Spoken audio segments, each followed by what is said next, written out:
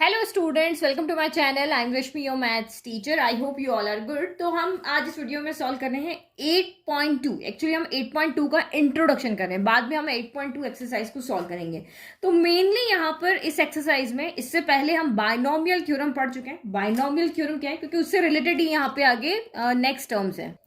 तो ये हमारी बायनोमियल थ्योरम थी, a प्लस बी की पावर n, जो कि हमने 8.1 एक्सरसाइज में पढ़ी थी। और इससे रिलेटेड सारे क्वेश्चंस हमने 8.1 में सॉल्व किए थे कि अगर आपको कोई भी क्वेश्चन यहाँ पर दे दे, चाहे आपको a प्लस बी की पावर 18 दे दे या आपको 1 प्लस एक्स की पावर 15 दे दे, तो आपको बायनोमियल थ्योरम से हमें इसको कैसे सॉल्व करना था, कैसे उसको एक्सपांड करना था, वो हमने सीखा था। तो इस 8.2 एक्सरसाइज में आपके देखोगे, 8.2 एक्सरसाइज में आप देखोगे जनरल टर्म कैसे फाइंड करते हैं।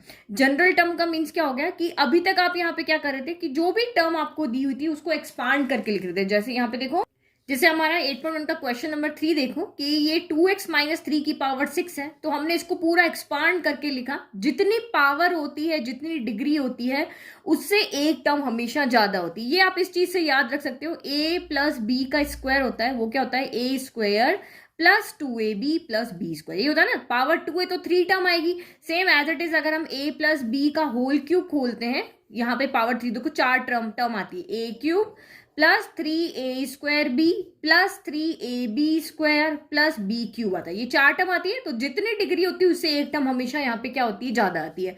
तो जैसे हमने यहाँ पे पावर 6 को सॉल्व किया तो टोटल 1 2 3 4 5 6 7 टर्म्स यहाँ पे आई थी। तो ये तो हमारा एक्सपांड फॉर्म था। अब जनरल टर्म यहाँ पे क्या हो रहा है कि अगर आपको यही क्वेश्चन दे दे, सेम यही क्वेश्चन दे दे, और आपको कहे कि आप थर्ड टर्म यहाँ पर फाइंड करके दिखाओ, ठीक है। ये क्वेश्चन दिया और बोला थर्ड टर्म फाइंड करो, या आप इसकी फिफ्थ टर्म यहां पर फाइंड कर दो, 1 2 3 4 5, ये आपकी फिफ्थ टर्म यहां पर हो जाएगी, ठीक है। तो क्या हमें, अगर हमें स्पेसिफिक कोई टर्म कह दे कि ये फाइंड करके दिखाओ, तो क्या पूरा हम इस तरह से एक्सपांड करेंगे? अगर मुझे यहां पे दिया होता कि 2x प्लस 3 की पावर 50 है, और अब आप मुझे यहाँ पर कह दिया कि 35th टर्म यहाँ पर फाइंड करके दिखाओ, तो क्या मुझे यहाँ पे पूरा इस तरह से एक्सपांड करके लिखना पड़ेगा और उसके बाद हम यहाँ पे 35th टर्म लिखेंगे? तो ऐसा नहीं होगा। तो वही चीज, अगर कोई भी आपको यहाँ पे एक्सप्रेशन दिया हुआ है और इस एक्सप्रेशन की कोई स्पेसिफिक टर्म आपको फाइंड करने के लिए कही है कि आप 5th टर्म फाइंड करो, 10th टर्म फाइंड करो, तब हम यहाँ पे जनरल टर्म वाला फॉर्मूला लेंगे। जैसे आपने एपी में पढ़ा है ना, कोई भी टर्म फाइंड करनी तो हम फॉर्मूला नहीं लगाते थे, A N equal to A plus N minus 1 into D. आपको फिफ्थ टर्म कहे या आपको 10th टर्म कहे, हम एन की जगह पे वो वैल्यू पुट करते थे, और ए और डी आपको एपी में गिवन होता था, तो वो हम पुट करके सीधा वही टर्म फाइंड कर लेते। उसके लिए हम पूरी की पूरी एपी नहीं लिखते थे। तो सेम यहाँ पर भी आपको पूरा का पूरा टर्म को एक्सपांड करने की जरूरत नहीं है। हमारे पास एक फॉर्मूला है, उस फॉर्मूले की हेल्प से हम यहाँ पे सीधा जो टर्म पूछी है, चाहे फिफ्थ पूछी हो चाहे 10th पूछी हो, वो हम डायरेक्ट वहां पर लिख सकते हैं। अब वो फॉर्मूला कौन सा है देखो, तो ये हमारा जनरल टर्म फाइंड करने का फॉर्मूला है। General term in the expansion of a plus b की पावर n। अगर आपको किसी भी टर्म का एक्सपांड करना है तो हमारे पास ये फॉर्मूला है, और इसकी कोई स्पेसिफिक टर्म फाइंड करनी तो उसका ये फॉर्मूला है। तो जैसे हमारा nth टर्म फाइंड करने के लिए हम an से डिनोट करते थे, जैसे ही यहाँ पे हम इसको टी आर, टर्म कोई फाइंड करनी तो t से डिनोट करते हैं, टी आर प्लस 1। अब r प्लस 1 क्यों है वो भी अभी मैं आपको बताऊंगी।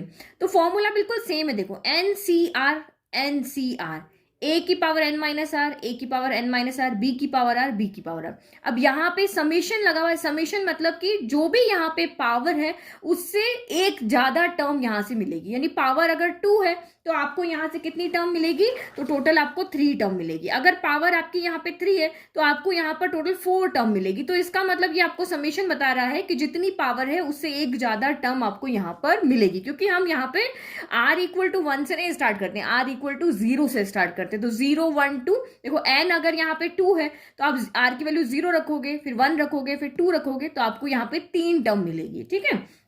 अगर यहाँ पावर 3 है तो r इक्वल टू 0 पे ये मिलेगा, r इक्वल टू आपको 1 पे ये मिलेगा, r इक्वल टू 2 पे ये मिलेगा, r इक्वल टू 3 पे आपको ये वाली टर्म यहाँ पर मिलेगी। तो n अगर 1 है तो r आपका यहाँ पे 0 होता है, ठीक है। ये आपको यहाँ पे समझ में आ गया। तो यहाँ पे समेशन क्यों नहीं है, क्यों यहाँ समेशन इसलिए क्योंकि जो पावर है उससे ये एक ज्यादा, यानी ग्रुप ऑफ टर्म्स आपको यहाँ पर दे रहा है, ठीक है। सिर्फ एक टर्म आपको यहाँ से नहीं मिल रही, यहाँ पावर 6 है तो आपको 1 2 3 4 5 6 7 ये 7 टर्म आपको मिल रही। तो इन 7 टर्म को सम की फॉर्म में इस तरह से लिखते हैं। लेकिन इस वाले जनरल टर्म में हमें कहेंगे कि आप यहाँ पे थर्ड टर्म लिखाओ, का थर्ड टर्म कौन सी, तो हमें सिर्फ यही मिलेगी। फिफ्थ बोला तो सिर्फ यही मिलेगी, फर्स्ट सेकंड बोला तो यही मिलेगी, तो इसीलिए यहाँ पे सम नहीं है। अदरवाइज आपका फॉर्मूला बिल्कुल सेम है। एनसीआर से एनसीआर याद रखना बहुत ईजी है। ए की पावर एन माइनस आर तो ए की power n minus r, b की पावर आर तो बी की पावर आर। अब आपको यहाँ पे तो क्वेश्चन में पता होता है कि पहली वाली टर्म आपकी ए होती है, दूसरी वाली टर्म आपकी बी होती है, और एन जो होता है वो आपकी यहाँ पे पावर होती है। ये लिखा ना, ए कितना होगा 2x होगा, बी -3, माइनस का तो आपको पता ही हमारे पास प्लस का फॉर्मूला, तो हम माइनस क्या करते हैं, इसको दे देते हैं। तो ये आपका ए हो जाता है, ये आपका बी हो जाता है, और ये आपका यहाँ पर एन हो जाता है। तो इस वाले फॉर्मूले में भी हमें ए चाहिए, बी चाहिए, एन चाहिए और आर चाहिए। तो आप यहाँ पे देखो, ए वही जो क्वेश्चन में होगा वही आपका ए होगा, जो क्वेश्चन में होगा वही आपका बी होगा, एन भी वही होगा, लेकिन आर यहाँ पे वो नहीं होगा जो आपको कहा है। लेट के आपको यहाँ क्वेश्चन में, जैसे यही एग्जाम्पल में लेती हूँ, चलो दूसरा इजी लेके आती हूँ। यहाँ देखो, ठीक है, ये वाला है, प्लस वाला एग्जाम्पल में लेकर आए। तो अगर आपको सेम यही क्वेश्चन दे कि x + 1/6 है, और इसकी आप मुझे यहाँ पे थर्ड टर्म फाइंड करके दिखाओ, कौन सी वाली, थर्ड टर्म। हमें यहाँ पे थर्ड टर्म क्या होगी इसकी फाइंड करके, तो फर्स्ट सेकंड थर्ड, ये वाली आपकी यहाँ पे थर्ड टर्म है। तो आप यहाँ पे देखो, आपने n की जगह पे वही 6 रखा, ये देखो आपने यहाँ पे कहाँ लिखा, ये रहा, n की जगह पे आपने 6 रखा, a की जगह पे आपने x रखा, b की जगह पे 1/x रखा, लेकिन r की जगह यहाँ पे क्या रखा, तो r की जगह यहाँ पे हमने 2 रखा है। क्यों 2 रखा है, क्योंकि थर्ड टर्म कहा है, लेकिन क्योंकि हम r 0 से स्टार्ट करते हैं, तो फर्स्ट टर्म जब हम रखेंगे तो r = 0 होगा, सेकेंड टर्म के लिए हम r = 1 रखेंगे, और थर्ड टर्म के लिए हम r = यहाँ पे क्या रखेंगे, 2 रखेंगे। अगर यही आपको कहे कि सिक्स्थ टर्म फाइंड करके बताओ, तो सिक्स टर्म यहाँ पे क्या होगी, ये वाली 1 2 3 4 5 6, ये आपकी सिक्स टर्म है। तो n = देखो यहाँ पर 6 ही है, n = 6 है, और a = यहाँ पर x है, b यहाँ पे 1/x है, लेकिन r कितना है, तो r यहाँ पर 6 से 1 कम है, यानी कि 5 है। तो जो भी टर्म आपको यहाँ फाइंड करने के लिए कह रहे हैं, r हम उससे क्या रखेंगे, 1 कम रखेंगे। क्यों रखेंगे, क्योंकि हमारा r कहाँ से स्टार्ट होता है, 0 से होता है, ठीक है। तो इसीलिए हमने यहाँ पे फॉर्मूले में क्या रखा है, r+1 लिखा है। क्या लिखा है यहाँ पे, r+1 लिखा है। क्यों, क्योंकि लेट की अगर यहाँ पे कोई भी क्वेश्चन है, मैं यहाँ पे एग्जांपल से आपको समझाती हूँ, एग्जांपल से आपको जल्दी समझ में आएगा। कि मैंने यहाँ पे एग्जांपल लिया कि x+1 की पावर यहाँ पर 8 है। क्या है, x+1 की पावर 8 है। अब मुझे यहाँ पे कहा है कि इसकी फिफ्थ टर्म क्या होगी, वो आप यहाँ पर फाइंड करके दिखाओ। आपको बस फॉर्मूला याद रखना है, ठीक है, और ये r का कॉन्सेप्ट याद रखना है कि r हमेशा 1 कम होगा। तो अगर आपको फिफ्थ टर्म यहाँ पे फाइंड करनी है इसकी, तो यहाँ पर a कितना है, इसी फॉर्मूले से अगर हम कंपेयर करें तो a फर्स्ट नंबर पे जो लिखा होता है वो a होता है, तो ये x है। सेकंड पे जो होता है प्लस के बाद वाला, प्लस के पहले वाला a होता है, प्लस के बाद वाला आपका b होता है। जो पावर है वो आपके यहाँ पर 8 होती है, जो भी पावर है वो इसके अंदर 8 हो जाएगी। लेकिन r यहाँ पर क्या होगा, आपको फिफ्थ टर्म कहा है तो r = यहाँ पे 4 होगा, क्योंकि 0 से यहाँ पे देखो 0 वाली पहली होगी, r = 0 वाली पहली होगी, r = 1 वाली 2 होगी, r = 2 वाली 3 होगी, r = 3 वाली 4 होगी, और r = 4 वाली आपकी फिफ्थ टर्म होगी। तो इसीलिए जो भी टर्म आपको पूछते हैं उससे एक कम आपको यहाँ पे लिखना है, ठीक है, समझ में आ गया। तो इसमें यहाँ पे क्या होगा आपका, ये tr+1, यानी हम इसको 4+1 लिखेंगे। फिर आप फॉर्मूला लगाओ NCR, तो 8CR कितना है, तो 4 है, a कितना है, तो x की पावर n-r, यानी कि 8 - 4 हो जाएगा। और b कौन है, तो b आपका यहाँ पे 1 है, तो ये 1 की पावर कितना हो जाएगा आपका, r है ना, r हमने लिया है 4 लिया है, तो इसका मतलब आपका आंसर क्या हो जाएगा यहाँ 8c4 x की पावर 4, 1 की पावर 4 तो 1 ही होगा। तो ये आपकी यहाँ पर क्या हो जाएगी, फिफ्थ टर्म हो जाएगी। क्या हो जाएगी, फिफ्थ टर्म हो जाएगी। तो ये आपको समझने वाली बात है। आप बहुत बार आप ये गलती करोगे कि जनरल टर्म आपको फॉर्मूला याद है, सब कुछ याद है, लेकिन आर के लिए वैल्यू आप रखना भूल जाओगे। तो फिफ्थ टर्म यहां से भी आइडिया लगा, अगर आपको फिफ्थ टर्म कहा है तो इसको आपको 5 बनाना है, तो आर की जगह क्या रखोगे, 4 रखोगे, तभी तो 4 + 1 5 होगा। सिक्स्थ टर्म कहा है तो 5 + 1 ही तो 6 होगा। तो यहां से भी आप आइडिया लगा सकते हो, ठीक है। तो ये तो आप यहाँ पे सॉल्व कर लेना, इसको आगे में नहीं सॉल्व कर। एक और एग्जांपल आपको समझाती हूँ यहाँ पे, ताकि आपको अच्छे से समझ में आ जाए। जैसे मैंने यहाँ पे क्वेश्चन लिखा, जैसे 8.1 का ही कोई लेते हैं। जैसे मैंने यहाँ पे लिखा 2x - 3 पावर 6, 2x - 3 पावर 6। अब यहाँ हमने फिफ्थ टर्म देखा ना, यहाँ पे हम इसकी बतानी है फोर्थ टर्म। इसकी क्या बतानी है हमारे पास, फोर्थ टर्म। तो फॉर्मूला आपके पास है ही है, तो उससे पहले आप यहाँ पे देखो, ये माइनस होता है तो हमारे पास सिर्फ प्लस का फॉर्मूला है, तो हम इसको प्लस की फॉर्म में बनाते हैं। तो कैसे बनाते हैं, ये आपका 2x हो गया, फिर प्लस हो गया, साइन माइनस का 3 को दे देते हैं, ये वाला साइन किसको देते हैं, ये तो पहले से प्लस में, यहाँ प्लस कर दिया, ये साइन इसको पकड़ा देते हैं, और ये आपका 6 हो गया। तो अब हमें इसकी क्या लिखनी है, जनरल टर्म लिखनी है, ठीक है। तो अब जनरल टर्म का फॉर्मूला हमें पता है, तो बस फॉर्मूले के अंदर हमें वैल्यू रखनी है। तो यहाँ पे a कौन है, तो a आपका प्लस के पहले वाला होता है a, प्लस के बाद वाला होता है आपका b क्या हो गया आपका -3, और जो पावर होती है वो आपकी यहाँ पर क्या होती है n इक्वल टू क्या हो गया 6 हो गया। अब हमें यहाँ पे फोर्थ टर्म फाइंड करनी है, तो हमें पता है कि उससे एक कम आपका क्या होता है, r होता है, क्योंकि r इक्वल टू 0 रखने पर फर्स्ट मिलेगी, 1 रखने पर सेकंड मिलेगी, 2 रखने पर थर्ड मिलेगी, और 3 रखने पर हमें फोर्थ टर्म मिलेगी। तो जब आपको फोर्थ कहा है दैट मीन्स कि आपको r इक्वल टू 3 पुट करना है, क्योंकि 3 + 1 ही आपका यहाँ पर क्या होने वाला है, 4 होने वाला है। तो बस अब आप यहाँ पे वैल्यू पुट कर लो, NCR होता है आपका फॉर्मूला, n कितना है तो 6, CR कितना है 3, फिर a की पावर n माइनस आर यानी कि 2x की पावर n कितना है तो 6 माइनस r कितना है तो 3, और b कितना है तो -3 की पावर आपकी r यानी कि 3 होगा। अब इसको अगर आप इसको सॉल्व कर लोगे तो आपको यहाँ पे क्या मिल जाएगी, इसकी फोर्थ टर्म मिल जाएगी, यानी कि हम यहाँ पे क्या फाइंड करें, जनरल टर्म यानी T3 + 1 कहेंगे, इसको क्या कहेंगे T3 + 1 यानी फोर्थ टर्म। तो ये आपको उसको सॉल्व करके मिल जाएगी। अब ये तो हो गया हमारा जनरल टर्म फाइंड करने का। अब आपको कोई कहे कि ये कोई आपकी एपी है, जैसे अभी क्वेश्चन दिखाया, ये कोई आपकी एपी है, अब आपको एपी क्या सॉरी, ये आपका कोई टर्म है, ये आपका क्वेश्चन दिया हुआ है, अब आपको कहे इसकी मिडिल टर्म फाइंड करके दिखाओ कि ये 2x - 3 की पावर 6 है, अगर आप इसको एक्सपांड करते हो तो इसकी मिडिल टर्म कौन सी होगी वो फाइंड करके यहाँ पर दिखाओ, तो उसका भी हमारे पास फॉर्मूला। लेकिन एक चीज यहाँ पे देखो, अगर पावर 6 है तो हमें 7 टर्म्स मिलती है, कितनी टर्म्स मिलती है, 7 टर्म्स मिलती है। तो आपको वो मीडियन वाली चीज तो याद ही है कि हमने मीडियन में पढ़ा था, जैसे मीडियन में आपने क्या पढ़ा था कि जैसे मेरी फर्स्ट टर्म है, सेकंड टर्म है, थर्ड टर्म है, फोर्थ टर्म है और फिफ्थ टर्म है, अगर मेरे पास नंबर ऑफ टर्म्स जो है वो आपकी यहाँ पर क्या है, ऑड है, नंबर ऑफ टर्म्स कितनी है, ऑड है, एक्सपांड करने के बाद, तो नंबर ऑफ टर्म्स ऑड है, तो मिडिल टर्म तो आपको यहाँ पे इजीली मिल जाएगी। मिडिल का मतलब क्या होता है, उसके लेफ्ट में भी उतनी ही टर्म होनी चाहिए जितनी टर्म आपकी राइट में है। तो अगर आपकी नंबर ऑफ टर्म्स ऑड आ रही है तो आपको मिडिल टर्म इजीली मिल जाएगी, यहाँ पे थर्ड टर्म क्या होगी, वो आपकी मिडिल टर्म हो जाएगी, ठीक है।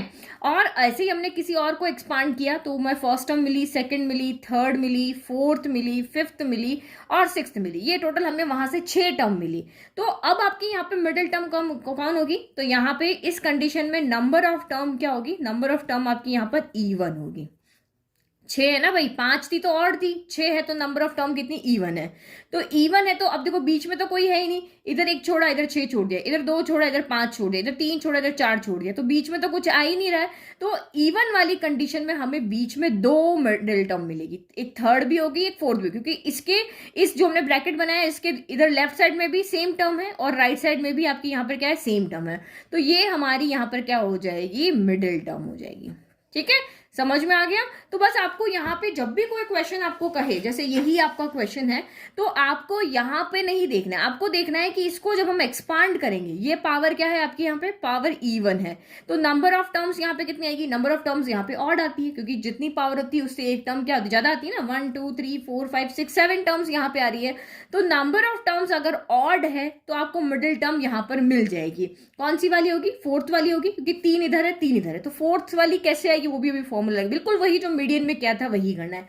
और अगर आपकी नंबर ऑफ टर्म्स यहाँ पर इवन है तो आपको 2 मिडिल टर्म मिलेगी, ये चीज आपको यहाँ पे समझ में आ गई।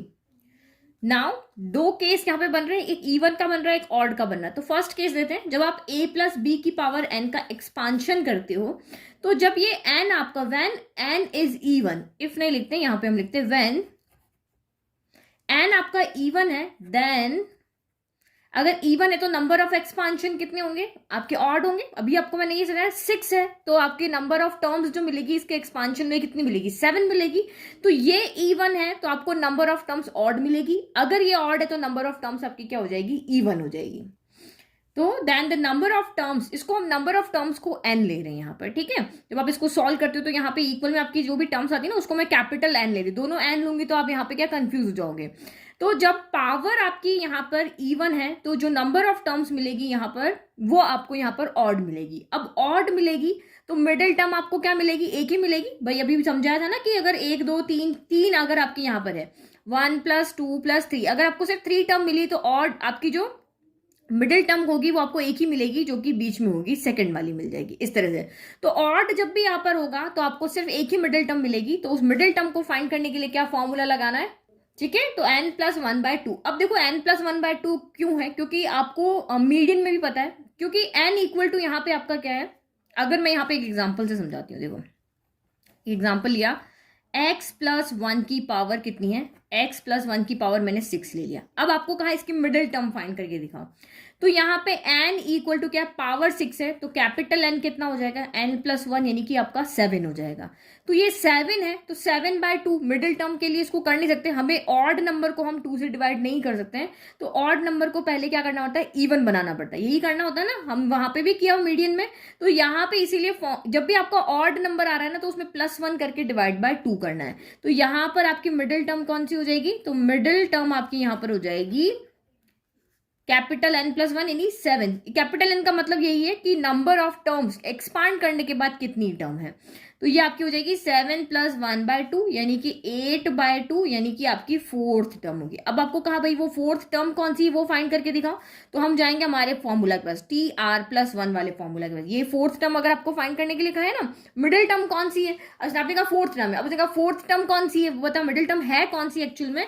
तो वही हमारा यहाँ पे फॉर्मूला होगा 4th टर्म, यानी कि 4th टर्म फाइंड करना, यानी कि R इससे एक कम यानी कि 3 रखेंगे, क्योंकि 3 + 1 ही आपका 4 होगा। तो वही NCR, तो n कितना है आपका 6 है, CR कितना है, R आपका यहाँ पे 3 है। a कौन है, प्लस से 1 पहले वाला a होता है, तो x की पावर n - r यानी 6 - 3। और b कौन है 1, तो b की पावर क्या होती है r होती है, तो ये 3 हो गया। तो ये हमारी यहाँ से 4th टर्म मिल गई, यानी कि मिडिल टर्म कौन सी है, तो ये हमने इससे पता लगाया। और वो मिडिल टर्म है कौन सी, तो वो हमने हमारे पहले वाले फॉर्मूले को देख करके इससे फाइंड किया, जनरल टर्म वाले फॉर्मूले से। नाउ नेक्स्ट कंडीशन, अब आपका केस 2, अगर आपका यहाँ पे जो पावर है वो आपकी पहले से ही ऑड आ जाती है। अभी तो हमारी यहाँ पे क्या थी, इवन थी ना, आपको यही तो लिखा, जब n आपका यहाँ पर क्या हो, इवन है, तो नंबर ऑफ टर्म्स जो होगी वो आपकी यहाँ पर क्या हो जाएगी, ऑड हो जाएगी। और ऑड होगी तो हमारे पास मिडिल टर्म फाइंड करने का ये फॉर्मूला होगा।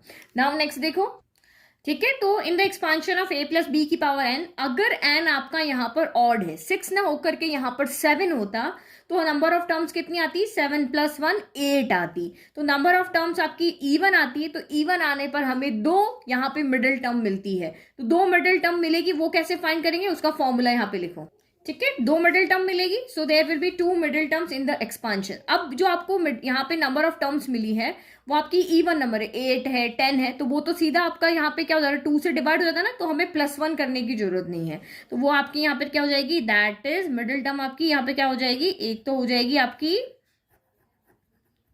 मिडिल टर्म हो जाएगी यहाँ पे, एक तो आपकी n/2th टर्म होगी, n/2th टर्म होगी। और दूसरी आपकी यहाँ पे क्या होगी, जैसे हमने n/8 था, 8/2 हमने यहाँ पे क्या कर दिया, 4 आ गया, तो एक उसके आगे वाली होगी, या 4th होगी और 5th होगी, तो इसमें n/2 में हम +1 कर देंगे। बिल्कुल आप इसको मीडियन से रिलेट करके देखो, सेम वही फॉर्मूला है यहाँ पे।